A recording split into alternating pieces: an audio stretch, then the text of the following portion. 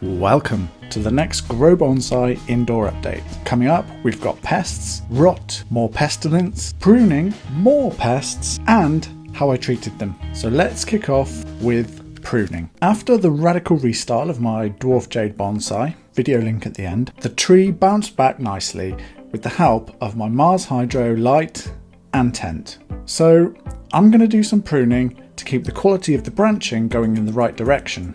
We've got new branches we want to keep, new branches we don't want to keep, branches getting too long, and maybe some branches getting too thick.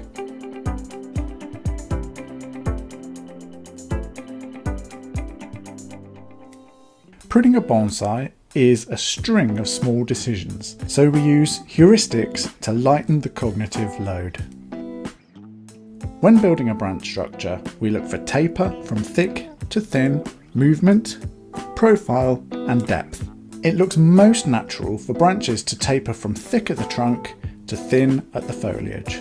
Any places that jeopardise that taper usually needs our attention. If there are 3 branches, for example, coming from a single location, swelling can occur, causing inverse taper.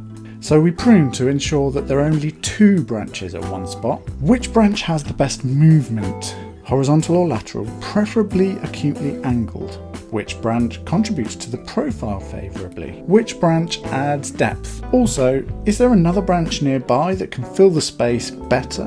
These are the heuristics at play. I repeatedly apply these heuristics from the weakest branch to the strongest branch 2 or more times a year, and slowly but surely a branch structure emerges.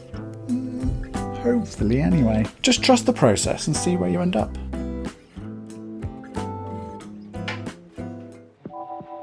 Now the wounds from the previous styling are starting to bother me. I pruned the thick branches or sub-trunks, leaving a stub. I'm going to neaten it up. In a previous short, I've talked about bonsai cut paste. Link at the end of the video. Being a succulent though, I've heard mixed opinions on whether cut paste is necessary. I suspect not, but I'll do an experiment. Some wounds I'll leave exposed, some I'll paste. Then we can compare the results. Oddly, this large wound appears to have some rot.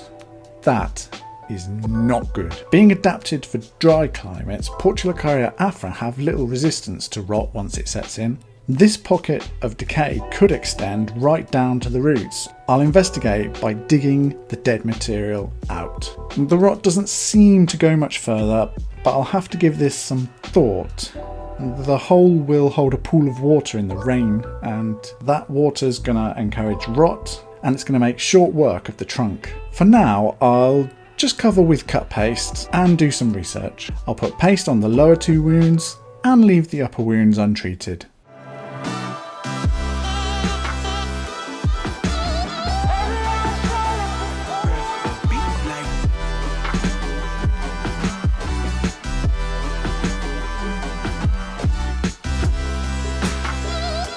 I've started noticing some fungus gnats in the grow tent. I treat fungus gnats with a 3-pronged approach.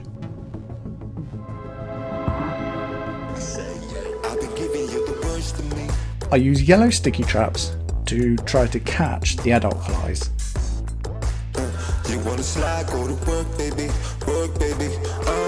Additionally, I use Hypoaspis mites, till it's head to feet. You wanna slide, go to work, baby, work, baby. I know that you love you a slice, but all you got is regular fries. And then the last thing I use are nematodes. I know you're trying to do it alright, and I don't wanna squeeze you too tight, but I can help, I like what I like, yeah. And I am about to let you find out. Drop a comment below if your indoor bonsai suffer from fungus gnats at all. Can't just be me, surely. It's a week or 2 later now, and I'm a little bit concerned about the Schefflera I started recently. Link is at the end. Growth seems to have stalled, and it looks a bit sus. Straight away, I can see a relatively bad aphid problem. Luckily these are easily treated. I mix 2% dish soap, 3% cooking oil and 95% water. Stir and spray. I'd be interested to know what your favourite pest treatment is. Drop me a comment. The aphids are no more, and the plant starts growing almost immediately.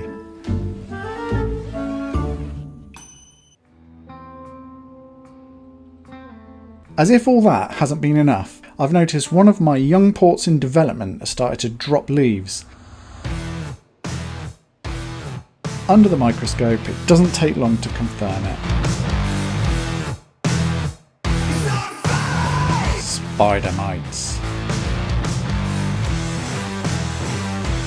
It's not the first time my jades have carried these little creatures. I found them very easy to deal with using an oil-based product. Unfortunately, my ports didn't react well to the oil. Apparently that's a thing with them, so treating these spider mites this time around is going to be much trickier. Let me know below if you've had spider mites and how you fought them. My first port of call is a 2-to-1 solution of alcohol and water sprayed 3 times, 3 days apart.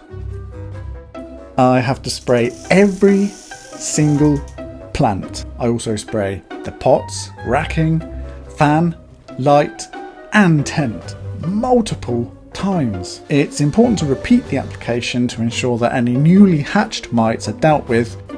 It sucks. I swear the fumes are so bad I've got a hangover.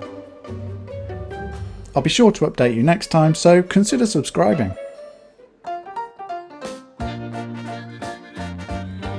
On the last video you left so many likes, I decided to upgrade my voiceover microphone, so hopefully you can hear me clearer. Whether that's a good thing or not, I'll let you decide. By using the Mars Hydro coupon in the description below, you'll get a little bit of money off, and also I receive a small commission. Making money isn't what this channel's about though. Any revenue that I do make gets reinvested into the channel, whether that's buying equipment to make filming and editing easier or higher quality, or reinvested into the trees themselves. I wish you the very best of luck with your trees. I hope you don't get any of these pests that I'm suffering with, and I'll see you in the next episode.